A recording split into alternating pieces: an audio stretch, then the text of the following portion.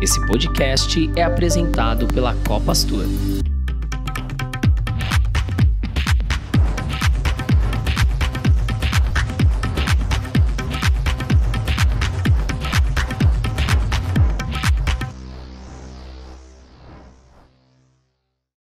Olá, pessoal, sejam todos bem-vindos ao voo 56 do Saída de Emergência. Eu sou a Babi e, junto com o Daniel Amorim, vamos conduzi-los no bate-papo de hoje. O propósito deste podcast é elevar a consciência por meio da construção colaborativa de conteúdo, transbordando para a sociedade nossa cultura e valores. Tripulantes, microfones em automático. O que é a fome? Talvez ela seja passível de explicação em teoria, mas inimaginável na prática. Melhor do que o dicionário para explicar seria alguém que passa por isso. Quando falamos de fome, estamos falando de um ser humano. No fim de 2020, 19 milhões de brasileiros conviviam com a fome. Em 2022, são 33 milhões de pessoas sem ter o que comer. Insegurança alimentar é a condição de não ter acesso pleno e permanente a alimentos. A fome representa a sua forma mais grave. Quando foi a sua última refeição hoje? Nossas convidadas de hoje são a Luana Araújo e a Edna Goterti. Por favor, Luana, pode começar se apresentando para a gente? Posso sim. Boa tarde, pessoal. Primeiramente, obrigado pela oportunidade aí, pelo convite de participar do podcast com vocês.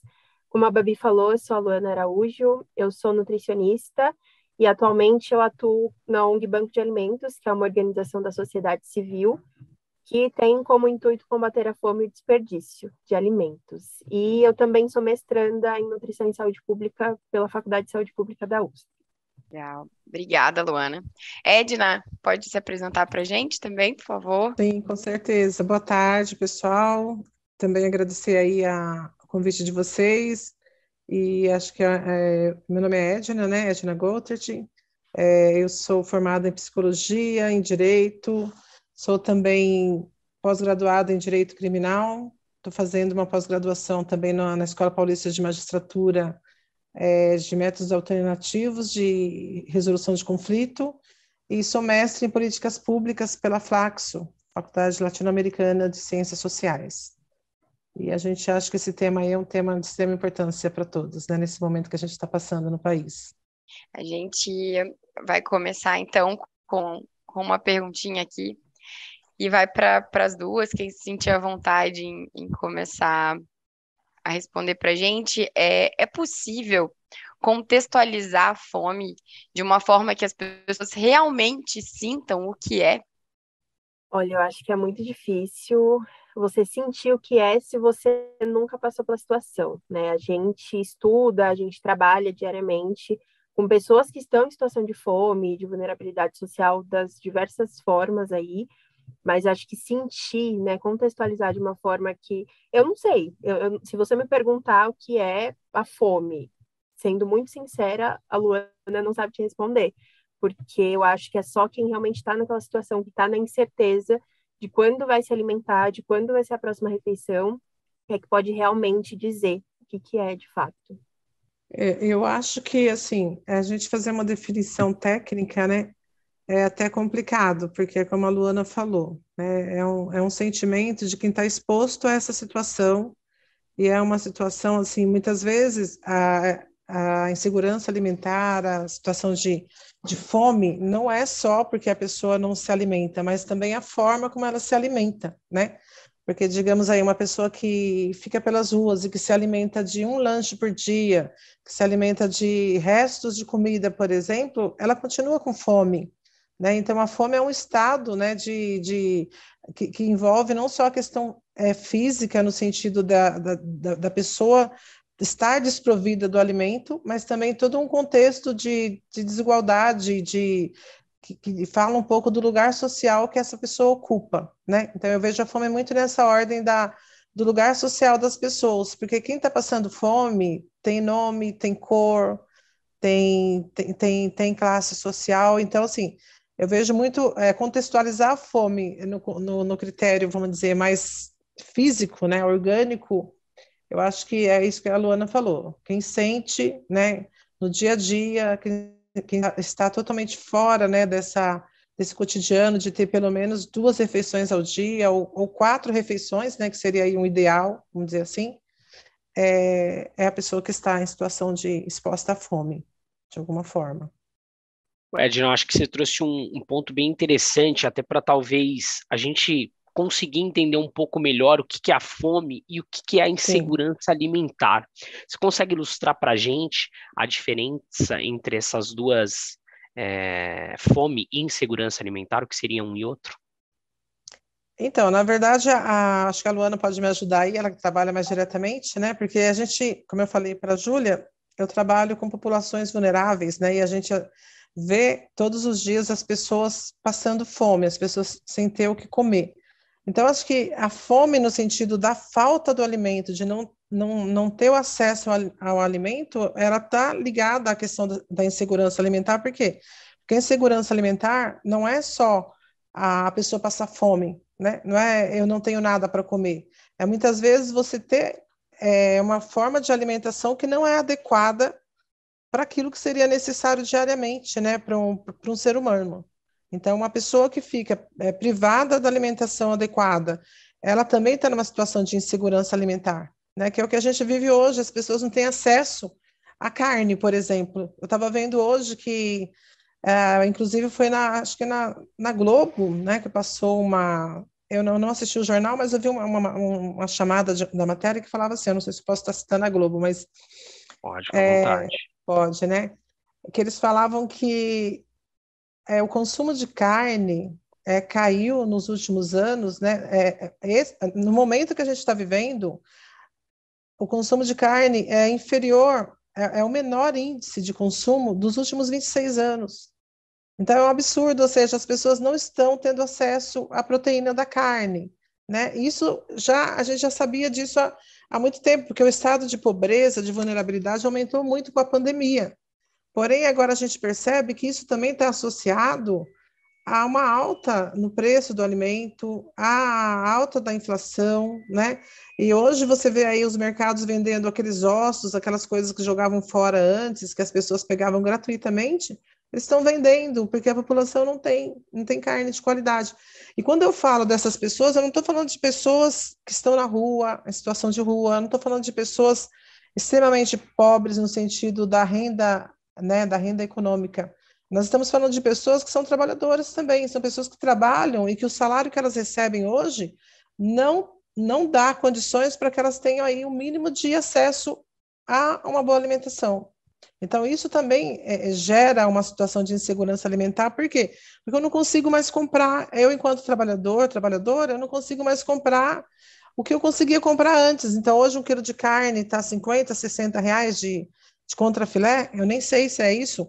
Uma caixa de leite com 12 está quase 100 reais.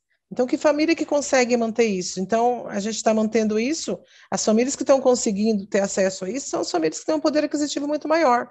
Porque mesmo quem está trabalhando, está ganhando um salário mínimo, 2 salários mínimos, não está conseguindo ter acesso a essa alimentação adequada, né? Que gera toda essa situação que vai de um grau maior, né? Daquelas pessoas que estão em situação de rua ou em situação de miséria absoluta, para essas condições também do trabalhador que também não está tendo acesso a essa alimentação.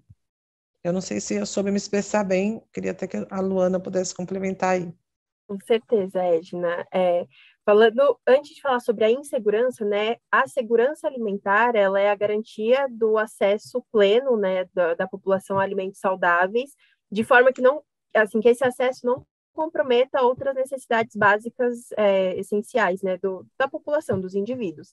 Então, o meu acesso a alimentos não pode comprometer uma conta da minha casa, então eu não posso deixar de pagar uma conta de energia, uma conta de água para gastar com alimentação, né? Então, assim, a partir do momento que eu já comprometo um acesso desses, assim, de qualquer outra coisa, qualquer outro âmbito da vida, para me alimentar, já, assim, isso já é considerado um grau de insegurança alimentar.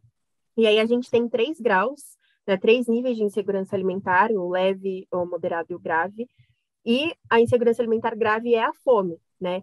A insegurança alimentar leve, ela é quando a gente está ali naquela situação de preocupação, se o dinheiro vai dar para comprar, né? Muito do que a Edna falou, é uma caixa de leite com 12, tá quase R$ 100, e aí a gente na nossa casa começa a se perguntar, né? Será que eu consigo pagar R$ 100 uma caixa de leite que não vai durar talvez nem um mês, e aí depois vou ter que comprar outra? Então, essa é a insegurança alimentar leve. Começa aquela preocupação, aquela coisa de reduzir um pouco as compras em casa, né? Fazer durar um período maior para não ter que gastar tão cedo. A insegurança moderada é quando eu já passo a não fazer todas as minhas refeições ali no dia, e começa a faltar alimento em casa. Um exemplo muito claro, assim, que às vezes a gente na nutrição dá, é aquela família que o pai deixa de almoçar para dar o almoço para os filhos, porque se ele for comer também, não é todo mundo que come, as crianças ficam, né, sem se alimentar. Então, a prioridade ali são os pequenos, porque os pais entendem que eles precisam um pouco mais, né, do que os adultos. E a insegurança alimentar grave, que é a fome, que é quando eu não tenho mais esse acesso, ou como a Edna exemplificou, né, tenho acesso a qualquer outra coisa que não seja um alimento de qualidade, não seja um alimento saudável, né? Quando eu não sei quando eu vou fazer as próximas refeições, eu almoço hoje e eu não sei se eu vou tomar um café da tarde, se eu vou ter um jantar, se amanhã eu vou conseguir tomar um café da manhã. Então, é basicamente isso, né? A fome é um dos nossos graus de insegurança alimentar, que é o grau mais grave de todos. Entendi. E não É Pode isso. falar, Babi. Não, pode. Eu ia só perguntar, se nesse caso, né, das 3 níveis, quais são os impactos na vida social das pessoas, né? Uma pessoa, por exemplo, num nível leve, no moderado e no mais grave, que é a fome. Qual o impacto na vida social? Se ela consegue, por exemplo, uma criança consegue frequentar a escola, ou o que vocês veem no cotidiano, né, no banco de alimentos ali, quais os impactos que isso leva, né, à insegurança?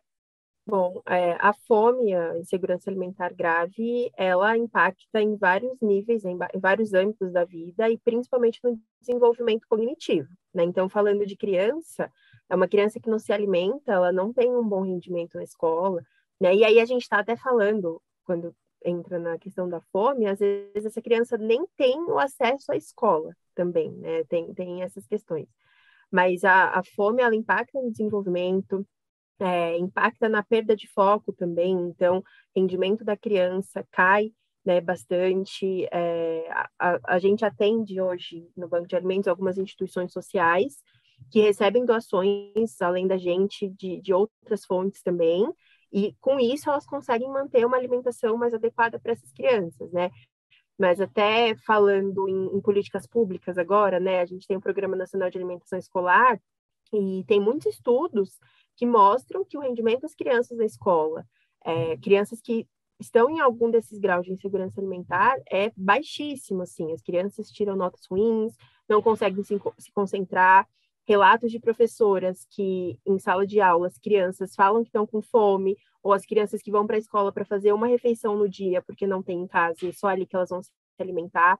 Então, são impactos muito negativos, né? Isso falando de criança, porque eu acho que é o mais perigoso, assim, né? Eu sempre boto na balança criança e idoso, sempre estão ali em situações muito mais vulneráveis, né? Porque um está se desenvolvendo, está ali no momento de começar a criar todos os organismos, enfim, né? Do corpo mesmo, e o idoso está ali já indo para o fim da vida, então tem todos os cuidados mais necessários. Então, acho que essas duas pontas são os públicos mais afetados. Não sei o que a Edna tem da vivência dela, que eu tenho certeza que tem muita coisa também. Sim, Luana. Inclusive, hoje eu estava vendo também uma matéria também no mesmo jornal, onde eles falavam do desespero das ONGs em São Paulo pela falta de doações de alimento, e a gente enfrenta isso aqui também. De ver as pessoas com fome e você não poder ajudar. Então, acho que durante a pandemia isso foi muito forte, foi muito contínuo, né? Todos esses acontecimentos que você está falando, a gente passou por isso aqui, nós temos uma comunidade aqui que tem em torno de 20 mil pessoas, só uma das comunidades que a gente tá do entorno aqui da entidade onde eu trabalho, né, que é um serviço de acolhimento institucional para crianças e adolescentes aqui em Carapicuíba, é a Tenda de Cristo, que se chama. E nós temos um projeto com 100 crianças dessas comunidades, né, um projeto no contraturno escolar, e a gente percebe o quanto as famílias sofreram. E tem uma comunidade de bolivianos também que, olha, foram totalmente afetadas pela fome durante esse período. Então, eu falo tanto dessa ONG onde eu atuo, como das demais aqui do município, que ficaram em desespero. Por quê? Porque não tinha um programa, não houve uma política voltada para essa ajuda emergencial, né, nos municípios.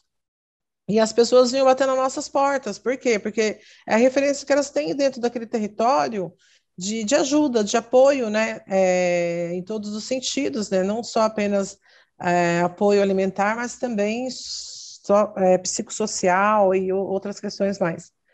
E a gente percebeu isso, o aumento de pessoas que estavam vivendo sem comer, né, pessoas chorando, pessoas pedindo, pessoas implorando comida, as pessoas não estão pedindo dinheiro mais, roupa, nada, elas pedem comida para comer. Elas têm fome, definitivamente.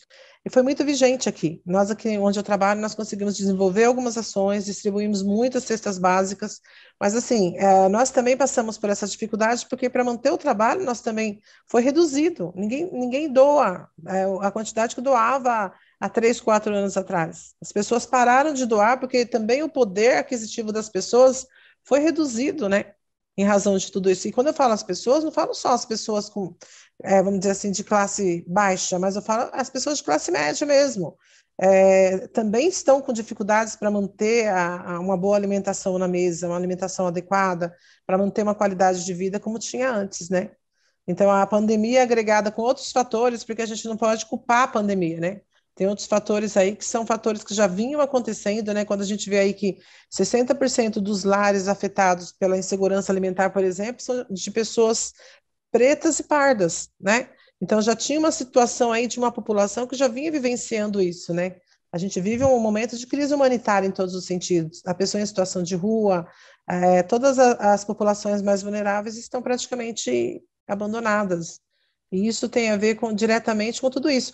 Essa coisa da escola que você falou, aqui mesmo no município tiveram muitas escolas estaduais, né? Porque minha família é feita de educadores, meu marido é professor também, que abriram as portas às escolas durante a pandemia, quando não tinha aula presencial, para que as crianças fossem se alimentar, gente. Elas não tinham comida em casa. E elas iam, não é uma coisa que ninguém forçava elas irem, elas iam e diziam: não tem comida, eu quero comer. Então, isso ficou muito claro para quem trabalha na área social, para quem, como você e eu aí, está diretamente ligado a essa população, né? Ficou muito vigente para nós. Como diria Tragicamente, na verdade.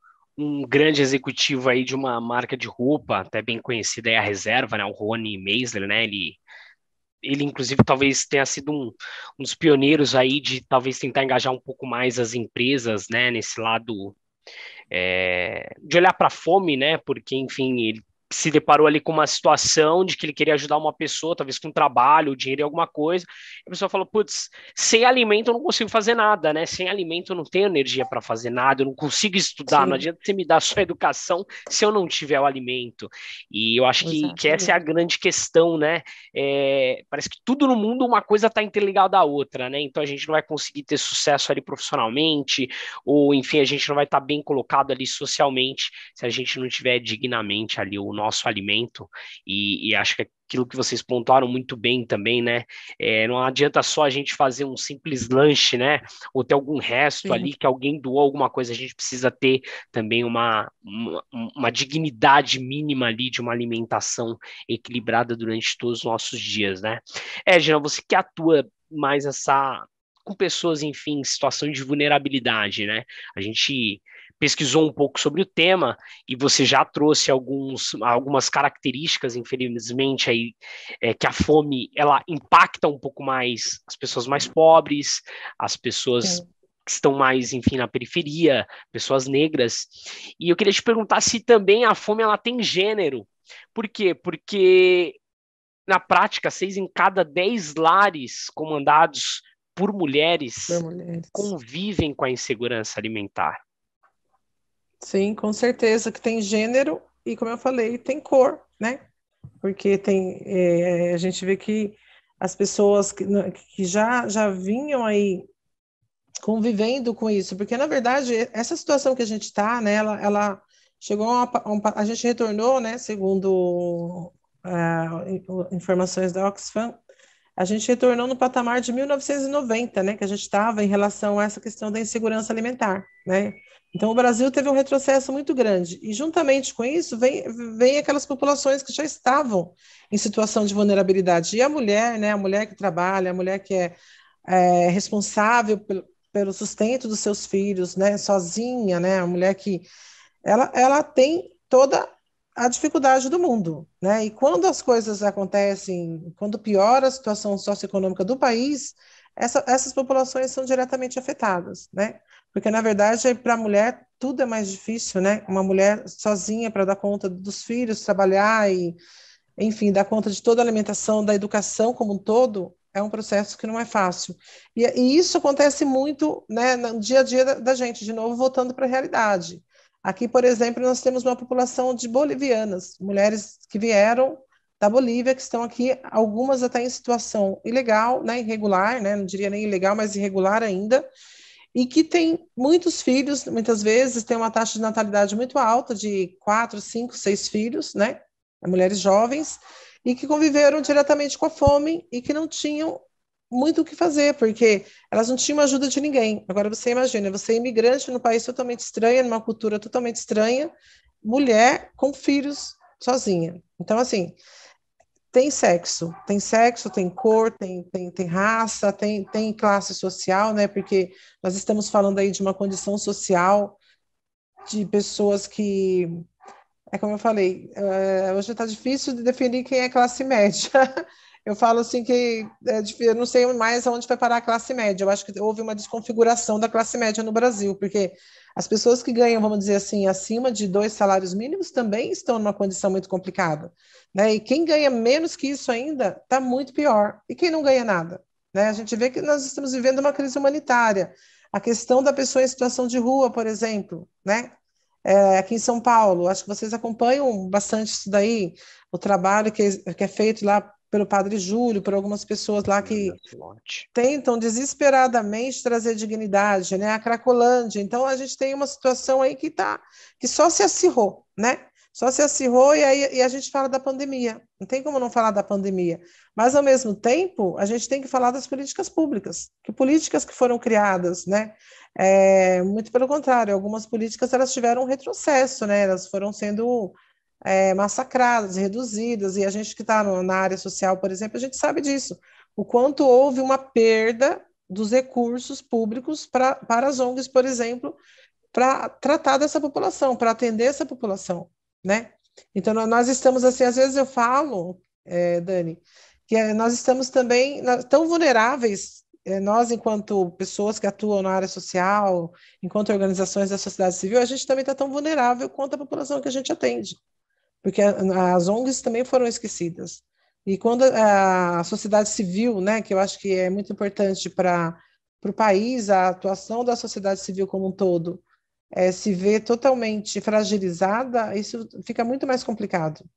Porque quem faz esse trabalho diretamente com a população, nós temos um histórico aí muito grande de atuação da sociedade civil, das organizações sociais, das fundações, das instituições aí que tentam, né, dar um suporte para toda essa situação de caos que a gente vive no país, né? Isso há muito tempo, eu não acho que, não é uma coisa, isso só foi se acirrando, né? Isso tem a ver com as políticas de governo também, com as políticas públicas. É Com aquilo que a olhar, gente meio que comentou, né? Uma coisa está sim, interligada à outra, né? A gente Com passou, muito, certeza. enfim, mudança de governo, aí veio uma uhum, pandemia, aí a sim, pandemia tá parecendo que vai vir a luz ali no fim do túnel, aí a gente se depara uhum, com outro grande problema, uma guerra na Rússia e Ucrânia, que impacta um grande país ali sim, exportador de alimentos, e aí um cenário já que a gente já tinha ali de deteriorização das cadeias produtivas, logística, também impacta em todo aí na parte de alimentação, inflação, então tá difícil, né? Como diria, né? Aquilo que você comentou, se tá difícil. Eu acho que todo mundo, todas as classes estão tendo que rever ali suas contas no final do Sim, mês. Mas, infelizmente, quem sempre paga mais são os mais é, vulneráveis, né? São os são mais os mais pobres. vulneráveis mesmo. Babi, vai lá.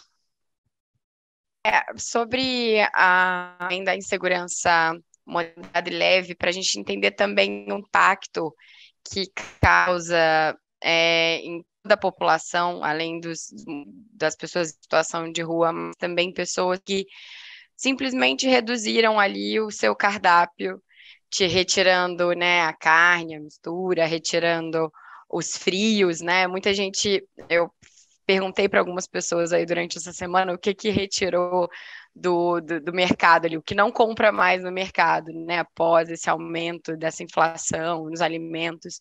E aí algumas pessoas falaram sobre os frios, não compra mais os frios, não compra mais carne, ou então opta por outras carnes, enfim, vai fazendo ali, ou opta por carne de porco. Eu escutei algumas falas assim. Eu queria entender, Luana, sobre essa parte nutricional, qual é o impacto disso na insegurança alimentar? Acredito que está dentro dessa parte da leve, da moderada, né? Mas qual o impacto isso que tem para a insegurança alimentar dessas pessoas? Olha, Babi, você falou uma coisa, né, que é interessante. Você foi perguntar para essas pessoas que elas começaram a tirar ou foram substituindo nas compras do supermercado, né?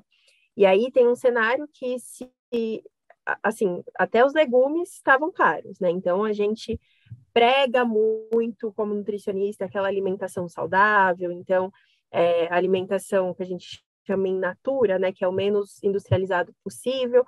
Mas aí eu chego numa feira e tá R$ 15 o quilo de uma cenoura, né? E aí o que eu vou fazer? Eu vou escolher me alimentar bem, eu vou escolher comprar um miojo, uma bolacha, alguma coisa que é mais barato, que de certa forma vai saciar a fome que eu estou sentindo ali naquele momento, mas que é um alimento cheio de corante, conservante, coisas que fazem mal para a minha saúde, né? Então, tem um impacto nutricional nisso, e aí a gente pode até falar da questão da obesidade hoje, que a gente, né, a população tem uma visão de que a pessoa é obesa, então ela come muito mal, né? Assim, porque quer, mas às vezes não, né? A pessoa tem um ganho de peso ali em alguns momentos, porque ela está numa situação de insegurança alimentar, que ela não tem alimentos bons para comer, alimentos saudáveis, nutritivos, e ela vai se alimentar do que dá para comprar. Então, de miojo, se eu comer miojo todos os dias, além de ganhar peso, e assim, acho que o ganho de peso é o menor dos fatores aí, eu vou ter uma piora muito grande nos níveis de colesterol, de glicemia, né, de açúcar no meu sangue. Então, são impactos assim no organismo mesmo que entram aí dentro da insegurança alimentar leve e da moderada, que às vezes a gente nem percebe, né? E também tem um impacto no meu desenvolvimento, também causa um enfraquecimento, né? Às vezes eu me sinto um pouco mais cansada, porque eu estou substituindo uma carne por um miojo, às vezes, um macarrão por um miojo, né? Então, é uma situação bem complicada. A gente acha que a fome, só ali no grau mais grave, que é muito ruim, obviamente, mas as outras formas de insegurança alimentar também causam riscos muito graves, né? Então, eu deixo a minha saúde mais exposta, né, mais vulnerável, diminuo a minha imunidade, porque eu não consigo comprar. Então, é óbvio que se eu for na feira, o quilo da cenoura está R$ 14, R$ 15, eu não vou querer comprar, porque é um dinheiro que eu consigo economizar comprando um alimento industrializado, por exemplo, servir mais ali para minha família, dura mais, e aí eu posso, sei lá, pagar metade disso e o resto do dinheiro eu uso com outras coisas, né, que são importantes também, junto para pagar uma conta. Então, são impactos desse tipo, né, e a gente acha que não tem esses problemas, mas tem sim. E acho que a gente que vive diariamente e lida com públicos que estão nessas situações, a gente vê que é um impacto muito ruim. Não sei se a Edna quer complementar aí as coisas que eu falei. Eu acho que, assim, Laura, é o que você disse, o impacto é em todos os sentidos, tanto na nível de saúde, né, de saúde global, como também envolve a qualidade de vida no sentido geral, né, e Eu acho que as pessoas estão muito desmotivadas, né? Muito, isso gera também várias situações aí, inclusive de, como que eu posso dizer, depressão, né? Porque é um quadro que a gente vive, né? E essa redução, né, do seu patamar de compra, do seu potencial de compra também, gera uma questão de desavença entre a família, uma questão como que eu posso dizer, de autoestima até, porque você perde, porque o valor está muito agregado, o valor das pessoas, infelizmente, nessa sociedade capitalista, está muito agregado ao potencial de compra do que você tem, do que Poder você não tem. Então, aquisitivo. ao poder aquisitivo. Então, quando você não tem, é uma coisa, mas quando você tem e você perde, isso tem um impacto muito grande nessa questão, eu diria, emocional mesmo, Com socioemocional, certeza. né? De como eu me. Hoje as pessoas já não têm tanto acesso como tinha antes. Hoje ou você come ou você vai fazer atividade de cultura, por exemplo. Então, eu não vou no cinema se eu não tenho condições nem de comprar uma carne, um queijo, né? Como a Babi estava falando, não tenho condições de ter acesso àquilo que eu tinha antes. Antes eu podia comer um queijo, hoje eu já não posso. Ou se posso, eu vou ter que tirar uma outra coisa, entendeu? Porque o salário não aumentou, né? A gente não teve uma valorização do salário, né? Nunca E ao mesmo acompanha, tempo né? não Não, não acompanha, acompanho. Nunca e a gente acompanha. teve um aumento dessa demanda, né? Porque as coisas ficaram muito mais caras.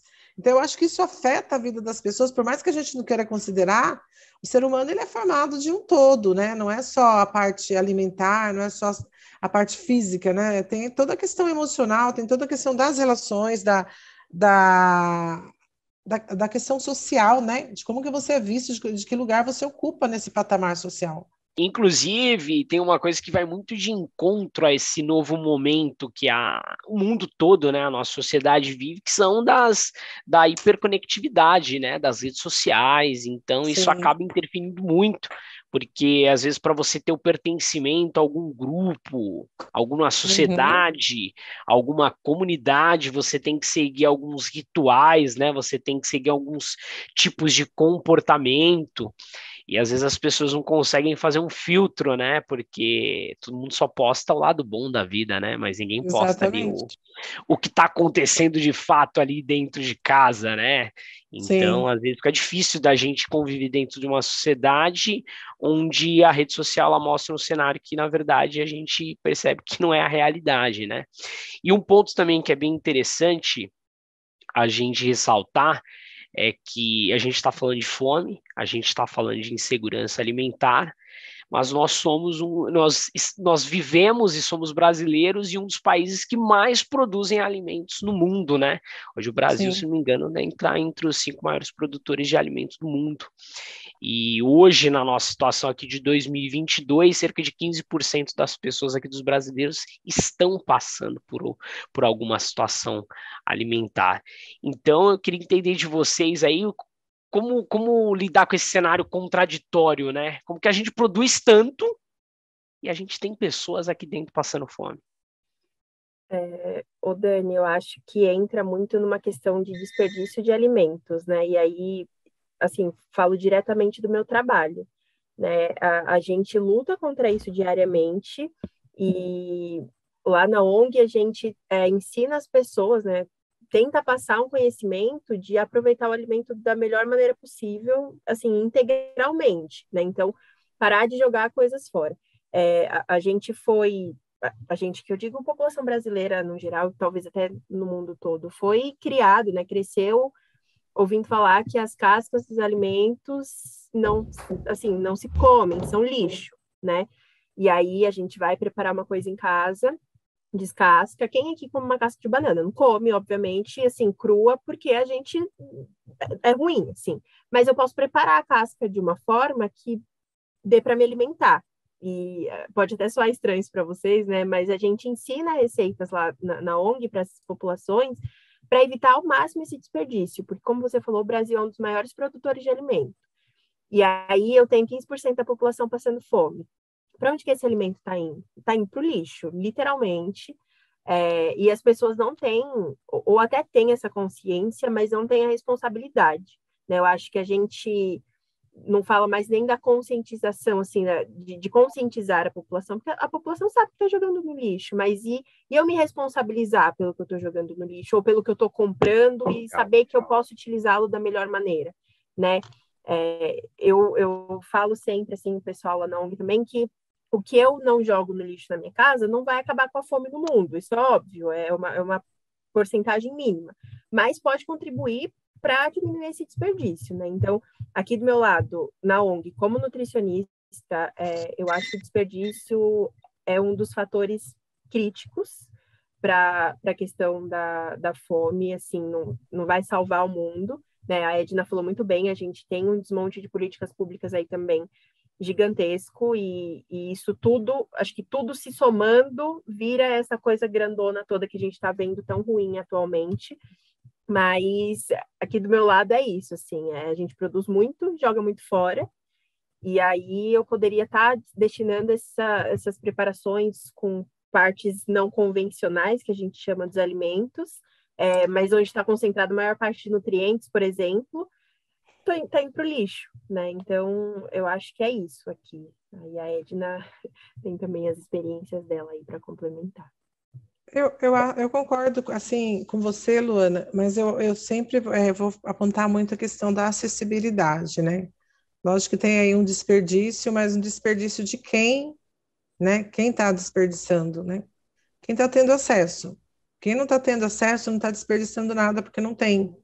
Então, eu digo isso porque nós aqui, nós recebemos, por exemplo, doação de um mercado, que eu não vou citar o nome, de frutas e verduras que vem estado assim, a gente aproveita, vamos dizer, 20% do que vem, que a gente tenta aproveitar ao máximo. Mas você percebe, até pelos os saquinhos que vem fechado muitas vezes, que são coisas que as pessoas também, e eu posso dizer que é um hipermercado de pessoas com poder aquisitivo alto, que as pessoas chegaram lá no caixa e deixaram, porque está com preço, inclusive, pesam e deixam lá, né? Isso já é uma questão que já nos diz aí de que a acessibilidade à alimentação ela já está limitada não só para as classes baixas, para as pessoas mais vulneráveis. E, ao mesmo tempo, os mais vulneráveis não têm o acesso, né? Nós temos um índice de desemprego aí altíssimo, nós temos subempregos, né, que também não garantem uma renda que possa garantir uma alimentação de qualidade, né, uma alimentação que a gente considere que seja suficiente para que a pessoa possa se alimentar de uma forma correta. E temos pessoas que vivem em situação que não têm acesso nenhum, porque vivem de uma renda quase, vamos dizer, precária, sem contar as que não têm renda, né? Então, eu acho que a questão da acessibilidade... Então, nós temos aí dois mundos, né? Dois Brasis. É um Brasil do excesso, né? E outro Brasil da falta, né? Se por um lado sobra muito, desperdiça muito, por outro, as pessoas não estão tendo acesso. E aí hoje é importante dizer que não são pessoas miseráveis que não estão tendo acesso, né? Como o Dani mesmo falou, são pessoas aí que têm vamos dizer assim, um ganho, né, econômico hoje que não condiz com os preços que a gente tem no mercado, que não condiz com o aumento significativo, assustador, na verdade, dos alimentos, né? Então, o Brasil é um dos maiores produtores de alimento e, ao mesmo tempo, nós não temos acesso, né? Por quê? Então, isso existe algo de errado, algo está errado, né? Quando a gente entende que isso tem a ver com uma política também que não privilegia o combate à fome, que não privilegia a inclusão social, né? Que não privilegia o emprego, né? A gente vê a questão da agricultura familiar, que foi uma das questões que tirou o Brasil do mapa da fome, né? A agricultura familiar, lógico, esses programas de renda mínima, como o ex-Bolsa Família, né? Hoje nós temos aí o auxílio emergencial, mas assim, tem toda uma proposta, quando você fala, por exemplo, numa renda mínima, tem uma proposta de inclusão social. Não é uma renda que você vai dar e a pessoa, até porque aquilo não vai manter a pessoa lá numa posição de que ela vai ter condições de se alimentar. Então, o sujeito ele vai receber aquele valor, ele vai gastar e não vai para lugar nenhum. Então, ele vai ter que continuar recebendo. Então, os programas de renda mínima, a proposta é de inclusão. Por quê? Porque é gerar emprego, é gerar condições de formação profissional para que as pessoas possam ter acesso ao mercado de trabalho. E aí vem também a questão do combate à inflação, né? Do quanto os preços têm arrasadoramente subido. E lógico que a gente tem uma questão global, da economia global, né? Mundial, né? Como o Dani falou também, Bem da pontuado. guerra, né? Tudo isso a gente não pode deixar de considerar. Não adianta a gente ficar olhando para o próprio umbigo, achando que está ruim, quando todo mundo está passando por uma crise mundial, né? Mas, ao mesmo tempo, internamente, também a gente tem sido reduzida no Brasil, nós percebemos as ações de combate ao desemprego, de combate à fome, de combate à miséria. Então, essas políticas, elas se tornaram ou ineficazes ou inexistentes. Então, isso é muito sério, porque se não houver, né, a tendência é aumentar, né? A tendência é aumentar o número de pessoas que vai estar em situação de miserabilidade. E Perfeito. isso Ô, é... Edna, desculpa aí te cortar, é que, na verdade, a nossa próxima pergunta era justamente sobre as políticas públicas, né? A gente traz aí, a gente iria pedir para você colocar as políticas públicas que poderiam que a gente poderia citar aqui para resolver o problema da insegurança alimentar, mas eu acredito que você citou aí as principais, né, como inflação, É, e todos os programas que a gente tem já dos governos. sim. Se você quiser citar, assim, basicamente as políticas públicas que você considera as mais importantes para combater a fome.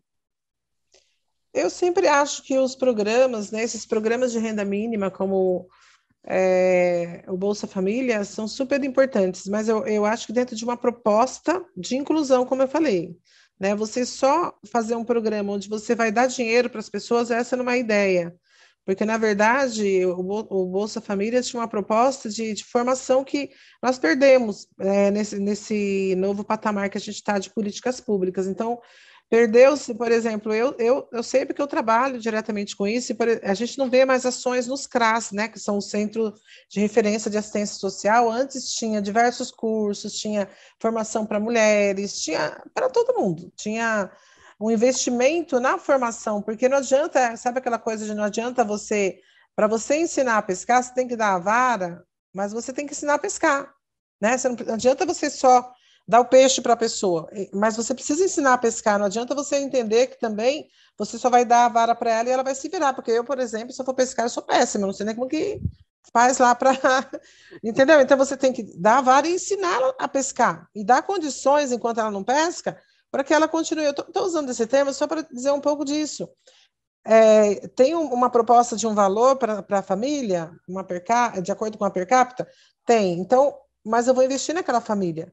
E hoje nós perdemos isso, nós perdemos porque os programas sociais, os projetos sociais que a gente tinha, não estão sendo mais desenvolvidos. Então, hoje, dentro dos CRAS, que são os centros de referência da assistência social, dos CRES também, que são centros especializados, a gente não vê mais essas ações com as famílias, de fortalecimento dessas famílias, porque não é tornar essas famílias dependentes desses programas, mas gerar a possibilidade, através da renda e através da aprendizagem, da formação, para que essas famílias possam se formar e adquirir autonomia, se tornarem protagonistas dos seus mundos, né? A gente sabe aí de situações em que as próprias famílias iam lá para dizer que não precisavam mais do Bolsa Família porque estava trabalhando, eu não preciso mais, dá para uma outra pessoa que precisa. Então, assim, eu acho que é gerar essa consciência que é uma questão importante, né? E a questão da agricultura familiar, que também perdeu todo o investimento, a gente percebe que deu uma decaída, né? Aí na agricultura familiar, no sentido de incentivar os pequenos agricultores, né, a produzir para que a gente possa ter uma disponibilidade de alimento maior e um acesso maior das classes mais, vamos dizer assim, vulneráveis também. Tudo isso. Então, tem várias políticas aí que ficaram defasadas e que não estão... E é lógico que a gente está dentro de um contexto, tá? É sempre bom lembrar que a gente está dentro de um contexto, mas é dentro desse contexto que as políticas públicas se tornam necessárias, né? Que nós temos que olhar, porque se uma pandemia ela causa dano para uma pessoa que está empregada, para uma pessoa que tem uma condição, vamos dizer, de vida estruturada, você imagina uma pessoa vulnerável, sem emprego, ou em situação de um emprego precário, por exemplo, como a gente vê aí. Não sei se eu posso até citar motoboy, toda uma uma parcela da população que se mata para sobreviver sem nenhuma segurança, sem nenhum direito garantido, sem nenhuma estabilidade. Então, está tudo muito interligado, não dá para você falar de uma coisa sem falar da outra, né? E o acesso à alimentação está diretamente ligada ao lugar que você ocupa na sociedade, ao espaço que você ocupa, mas eu acho que nesse momento a coisa ficou pior, que é o que eu falei. Você comia um queijo, isso nós mesmos, não sei se eu não me considero classe média, mas antes você ia lá e comia, hoje você pega um queijo e se assusta.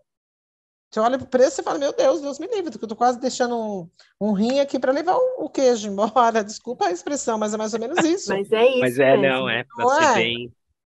É verdade, tá rolando no gente. mercado, é esse susto mesmo. É trágico. E considerando que tem pessoas que não têm o básico. Não tem feijão e O arroz. salário mínimo, muitas vezes, né? Não atende uma família, né? Não. Quantas do famílias gás, vivem com o com preço salário mínimo? de tudo que está aí, não atende. Não atende. Às vezes, eu penso como que as pessoas vivem nesse país, mesmo uma pessoa que ganha um salário mínimo. Como ela consegue se manter? Por isso que a gente escuta muitas pessoas sempre, que às vezes é um pouco triste, né? Porque a gente não nasce para sobreviver, né? É muito injusto, né? Você nascer para sobreviver num mundo como esse, né? A gente só tem uma vida, né? A gente só tem uma. E, poxa, você nascer para sobreviver dia a dia, sabe? É uma triste realidade. E eu acho que, escutando você falar um pouco aí, Edna, a gente sempre volta para um ponto que eu acho que é o grande tendão de Aquiles aqui do Brasil, que é a educação, né? Quanto mais a gente tiver acesso aí à informação, a uma educação melhor, a consciência. Poxa, escutar você falar aqui que tem pessoas que vão e falam, oh, eu não preciso mais do Bolsa Família, dá para outra pessoa. Putz, isso é quase inimaginável na nossa sociedade hoje. Se você perguntar e fizer uma pesquisa, todo mundo vai duvidar disso, né? Porque às vezes a gente acha que as pessoas querem depender pro resto da vida desse programa. E eu concordo com você que o objetivo principal desse programa tem que ser o quê? Uma ponte. Eu vou te dar condições de você ser autossustentável, de você criar e construir a sua independência, né? Eu acho que a gente tem que chegar nesse caminho aí, né? Hoje, novamente, por esse contexto mais difícil, final de pandemia, guerra, inflação muito alta, né? Falta de políticas públicas visando mais isso, então expõe muito mais as pessoas a essa condição. E eu queria até saber de você, Luana, que assim, eu acho que você já trouxe um pouco, que você falou, enfim, do desperdício, infelizmente, o mundo todo produz muito mais alimento do que a própria necessidade, e a gente vive muito com desperdício. Mas fora as políticas públicas que hoje estão um pouco precárias, né, não está tendo um foco necessário, principalmente nesse momento de vulnerabilidade, o desperdício, você identifica alguma outra causa sobre a causa desse desequilíbrio na alimentação das pessoas? Acho que vai muito de encontro.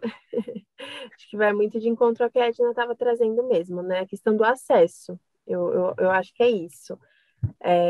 Mas fora o desperdício, eu não consigo, assim, agora falar nada, assim, pensar em nada, sabe? Eu acho que é isso mesmo. Tem todas essas questões das políticas públicas que a Edna, acho que melhor do que ninguém pode trazer aqui pra gente, né?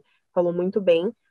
E assim, a gente vai produzindo, e vai produzindo, como você disse agora, Dani, muito mais que a gente precisa aqui, né?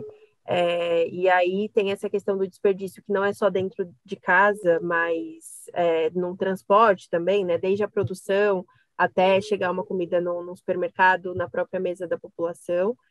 Então, eu acho que é mais isso mesmo, assim, até com relação ao meu trabalho atualmente, o que eu enxergo é essa questão. Luana, agora até a gente partindo aqui um pouco mais para a prática, né? Partindo da ONG que você trabalha, do Banco de Alimentos, a gente sabe que a fome não espera, né? Não dá para a gente, enfim, segura um pouquinho aí que a gente vai pensar em algumas coisas aqui, daqui um ano e meio a gente volta. Não, aí a pessoa, enfim, né, já não tá nem mais viva entre nós, porque a fome não vai esperar. Como que a gente pode ajudar essa pessoa ali pontualmente? Porque o pontual é você ser um alimento. você, né, dá um alimento para essa pessoa. Mas como a gente pensar e tentar atuar nessa causa de forma mais a médio e longo prazo? Tem caminho? Olha, eu acredito que tem, mas também está muito relacionado a questões assim, governamentais e de política mesmo, né? De ensinar essa população, né? Então, assim, falando de doação, alguém mencionou, acho que foi a Edna, mais no comecinho do episódio, que ninguém está mais doando como doava antes, né? Isso já é uma coisa assim, se eu mostrar para vocês, e acho que a Edna também, em relação de doação que eu tenho de 2020, 2021 e de agora até esse meio de ano, caiu muito, muito mesmo. Eu não sei, assim, se é só uma questão de que as pessoas realmente não querem mais doar ou não estão tendo mais o poder aquisitivo de doação, ou os supermercados estão realinhando seus processos para evitar o desperdício e aí não tem mais o que doar, porque caiu demais. Mas acho que entra muito numa questão de educação, né, e de colocação, inserção dessas pessoas no mercado, né? Não adianta nada eu ir lá ajudar uma entidade social, uma instituição social, e, assim, sendo que aquelas pessoas talvez não tenham uma perspectiva de quando vão sair dali ou do que podem fazer, né, a partir do momento que saem. Hoje eu estava até conversando com a estagiária da assistência social aqui da ONG, e ela falando que visitou uma instituição que cuida de crianças, né, desde o nascimento até o adolescente quando completa 18 anos. E aí, quando ele faz 18 anos, se ele tem um lugar para ficar, ok, tudo bem, maravilha, mas se ele não tem, ele não pode ficar mais lá dentro. E aí ele vai para onde?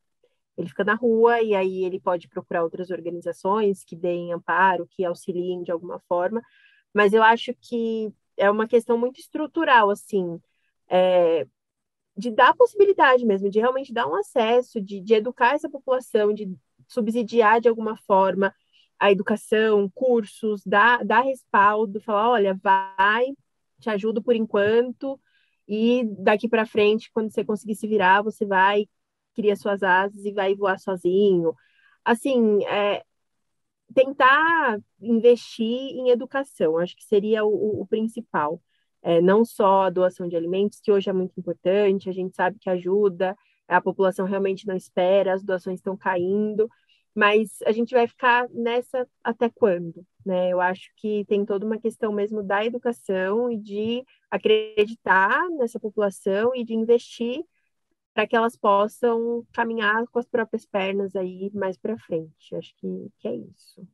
Ô, Luana, ainda aproveitando a sua resposta, a gente tem um projeto aqui, junto com o pessoal do Rango na Rua, que a gente entrega, né, algumas marmitas na rua, e a gente teve a oportunidade de conversar com uma das pessoas dessa ocupação. É uma ocupação, que moram 300 pessoas, são 60 famílias, enfim.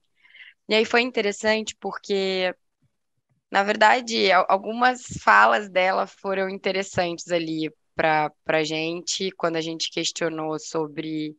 A gente perguntou quais foram as últimas refeições das pessoas ali que estão na ocupação, qual é a frequência de alimentação, quantas vezes tem quantas vezes tem as refeições por dia, né? Quantas refeições as famílias fazem por dia. Elas citaram sobre a rotina dos filhos estarem na escola, então muitas vezes aquelas famílias têm uma refeição por dia, porque os filhos já tiveram na escola, então eles fazem geralmente à noite, recebem uma cesta básica por mês, mais ou menos, cada família. E aí os filhos fizeram 2 ou 3 refeições na escola durante o dia.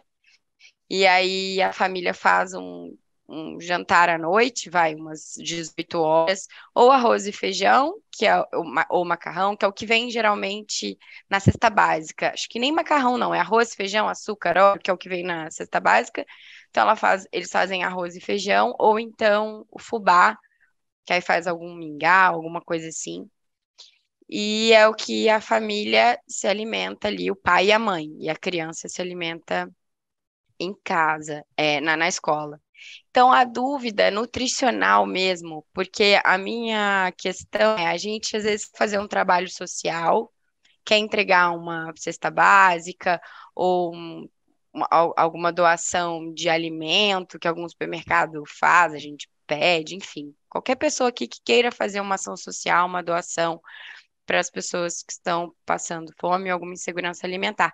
Qual preocupação tem que ter em relação à parte nutricional, né, quando você vai fazer aí essa doação, né? O que a gente tem que pensar para colocar ali naquela doação? Babi, acho que é muito importante essa pergunta. A gente parte, assim, de um princípio, nutricionalmente falando, de que quanto mais natural a alimentação, quanto menos industrializada, né, como eu falei anteriormente, é melhor. Então, assim, a gente sabe o arroz, o feijão, o macarrão, o óleo, o açúcar são coisas básicas, né? Sal, são coisas básicas de uma alimentação diária de qualquer indivíduo. Então, assim, acho que uma preocupação de não oferecer tantas coisas, vou usar um termo aqui, porcaria, né? Os Então, guloseimas. as guloseimas, né? Porque ao invés de oferecer um miojo, oferecer uma bolacha recheada para uma criança, eu posso oferecer um pacote de pão, eu posso oferecer uma manteiga, uma margarina, para que eles montem um lanche, façam um café da manhã. Posso oferecer uma verdura, né? Assim, pensando em durabilidade de alimento, uma verdura, um legume tem uma durabilidade menor, né? Então, não posso deixar muito tempo ali exposto, ou na geladeira ou fora, porque vai estragar, né? Vai se deteriorar. Então, por isso que as cestas básicas são muito mais compostas por alimentos industrializados, perecíveis ou não perecíveis, mas se perecíveis com um prazo de validade muito mais estendido. Então, acho que uma preocupação, até um pensamento de que o que eu comeria na minha casa, sabe?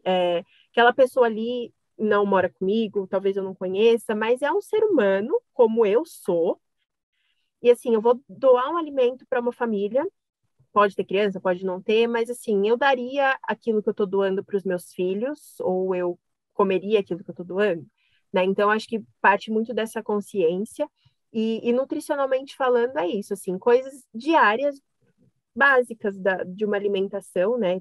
Que na teoria a gente deveria ter, e então um prato de almoço vai um arroz, um feijão, isso é o essencial, né? E aí, se possível, uma verdura, alguma coisa assim que a gente sabe que é mais difícil, mas tentar aquelas coisas mais triviais mesmo, né? E não ir muito para a parte das guloseimas, porque nutricionalmente falando, elas são muito ruins, assim, tem um valor nutricional muito baixo, não agregam em nada na saúde de nenhum indivíduo em nenhuma faixa etária. Então, acho que é mais esse ponto mesmo, assim, de coisas que são do dia a dia, né? Eles É, trouxeram, eles trouxeram que como é essa renda de um salário mínimo, a família não tem condições porque o pessoal da ocupação não tem condições de comprar as guloseimas, ou então o Danone, ou então algumas coisas que não estão ali na cesta básica. E aí eles trouxeram que as crianças, que é a grande maioria da ocupação, quando chega a doações extras, que tem um Danone, que tem um negócio diferente, uma bolacha, eles ficam muito animados. Então, talvez pensar que pode sair do trivial, mas achar algo, né, com valor nutricional um pouco melhor do que as porcarias, né, as sim, guloseimas, só o açúcar e tal, mas ter essa preocupação, né, de suprir a necessidade. porque a gente, acho que a Edna também trouxe isso muito bem, a gente não tem só uma área na nossa vida, né? Tem o social, o emocional, então, nesse aspecto, as crianças gostam mesmo, e é que eu acho que eu puxo muito para o lado da nutrição, né, gente? Então, a gente preza muito pela qualidade do que está sendo oferecido, mas é óbvio que tem ali a parte sentimental mesmo, né? E uma vez que a criança foi exposta a esses alimentos, a esses produtos de Danone, bolacha, às vezes um cereal, alguma coisa assim, e ela perde esse acesso, quando ela recebe de uma doação, ela vai se sentir feliz, ela vai ser assim a doação preferida dela, né? Mas pensando em qualidade, a gente precisa tomar um pouquinho de cuidado, né? Uma vez ou outra é algo que é bacana, né? Mas se eu estou tendo a possibilidade de doar, eu posso, sei lá, fazer uma separação. Então, dou metade de um alimento que é ali do dia a dia, metade de uma guloseima que as crianças vão se satisfazer. né? Acho que é importante trazer isso também. Dicas valiosas aí da nutricionista Luana, né? É aquilo que é o equilíbrio que a gente fala, né? Para qualquer pessoa, né? Ninguém vai viver só de guloseima, né? Vamos lá, eu acho que. E muitas pessoas às vezes buscam, né? Por exemplo, aquele doce, aquele chocolate, quando está num momento um pouquinho mais, talvez difícil, um momento mais triste, justamente por essa felicidade, por esse lado social, por tudo, né? O que o açúcar libera ali dentro do nosso corpo. Então, não seria diferente também para quem, enfim, está um pouco mais vulnerável, está numa situação um pouco mais delicada, né? E a gente está quase encerrando aqui o nosso voo, né? A gente está quase pousando aqui no nosso destino final. E Edna, para a gente encerrar aqui, eu queria que você também falasse um pouquinho desse lado prático. Que organização está à disposição aí para a gente ajudar nesse lado da fome, da insegurança alimentar? O que você tem de indicação, de recomendação, para que os nossos ouvintes possam, enfim, ter um caminho mais fácil aí de localizar como fazer essa ajuda pontual?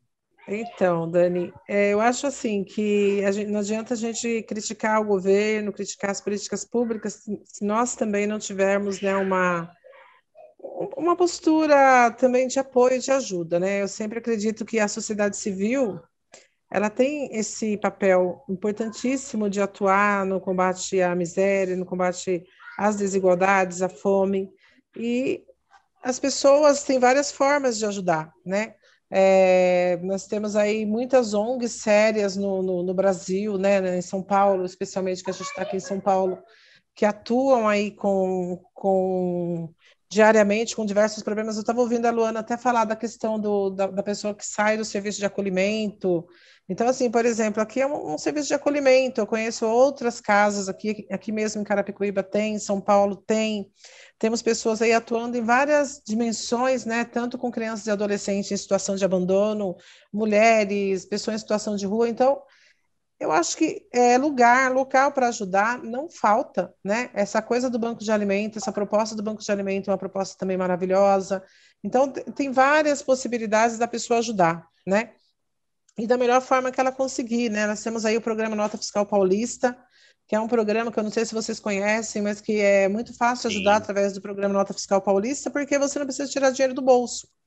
Então, aquele valor que você está cadastrado no Nota Fiscal Paulista, aquele valor que você receberia, você pode destinar para uma ONG, por exemplo. Pode doar para uma ONG e tudo que você comprar, toda vez que você der o seu CPF, aquele valor devido lá dos impostos, ICMS, etc., vai lá para a conta da ONG. Então, isso é muito legal, porque assim como a gente tem muitos problemas, a gente sabe que a sociedade ela não é formada só de pessoas boas ou, né, que estejam com boas intenções, tem muitas pessoas mal intencionadas, tem muitos trabalhos ruins também, a gente sabe disso, né? Também na área social, é lógico que existem pessoas oportunistas, tem muitos trabalhos sérios. Então, é conhecer uma ONG, é ir lá, saber o que acontece, o que não acontece, entender um pouco de como ela funciona, o que ela faz, né? A dimensão do que ela está fazendo, do trabalho que é feito. Como a Luana falou, se tem criança, o que eu vou doar para uma criança, né? Eu acho que é importante você ter essa sensibilidade, porque isso aí, Dani, é sensibilidade que se chama, não é eu dar o que eu quero. Se eu tenho uma roupa rasgada que não está em condições de uso, eu não vou doar para ninguém. Né? Eu vou doar aquilo que está em condições de ser usado, aquilo que eu usaria. Eu só não vou usar porque eu tenho bastante, ou porque já está um pouquinho mais, né?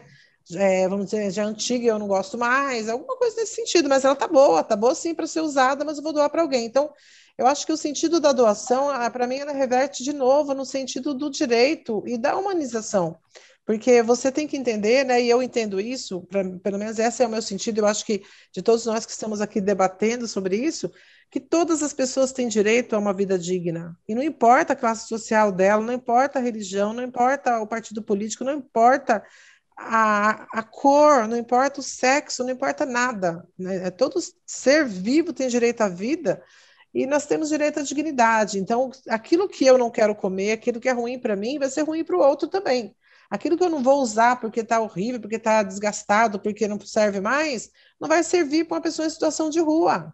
Então, eu acho que esse olhar que a gente tem que ter de que o outro que está ali, numa situação vulnerável, ele é ele é um ser, né, um cidadão digno de direito, como eu também, é um olhar que tem que ser ampliado, porque hoje a gente vive muitas diferenças, as pessoas estão com muita raiva, muito ódio, e cada um tentando sobreviver, muitas vezes as pessoas querem, né, é para mim e o outro que, né? E é lógico que essa redução, né, do salarial, essa coisa do poder aquisitivo, a redução que as pessoas tiveram no salário em relação ao poder aquisitivo, também dimensionou uma dificuldade muito grande em relação às doações, tá? Eu digo isso porque tem pessoas que doavam e que eu tenho colaboradores de 20 anos aqui, né? Uma pessoa que há 20 anos ela doa alguma coisa, não importa se você pede um quilo de carne, se você pede um leite para as crianças, às vezes ela vem e traz uma caixa de leite, mas ela traz.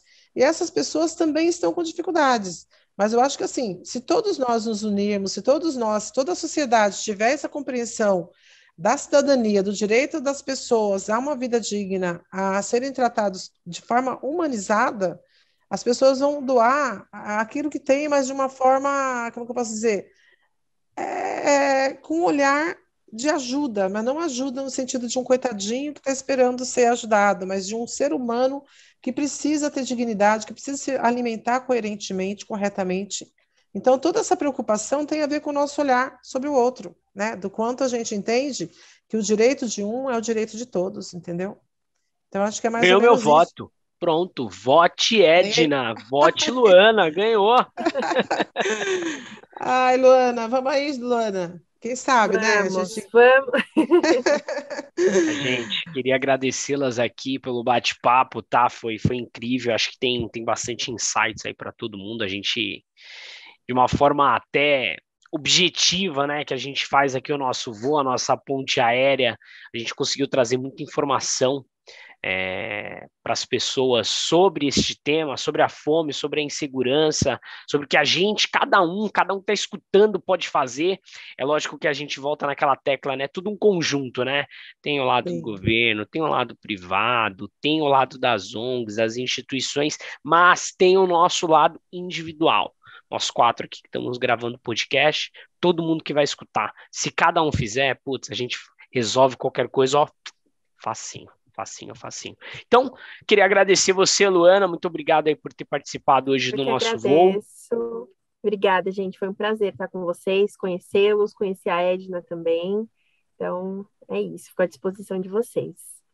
Edna, muitíssimo obrigado também por ter participado, por ter contribuído aí com todo esse lado humano, essa sensibilização. Obrigada, Dani, eu que agradeço a oportunidade. E a gente vai aprendendo junto, vai construindo juntos também, né? Você, a Babi, o pessoal da empresa aí. Eu acho que essas iniciativas são, assim, parabenizar vocês, né? Por uma iniciativa dessa, de estar discutindo, né? Aquilo que fica escondido a gente não resolve, tá? Só resolve quando você traz à tona, quando você mostra o que está acontecendo. Então a gente precisa mostrar, precisa entender o que está acontecendo, não é para causar alarme, para assustar as pessoas, mas para dizer, nós temos um problema para resolver. E juntos nós podemos, como você falou, viu, Dani? A gente pode sim, e eu acredito nesse mundo possível, onde todos e todas vão ter direito aí a uma vida digna. Eu acredito muito, eu tenho muita esperança.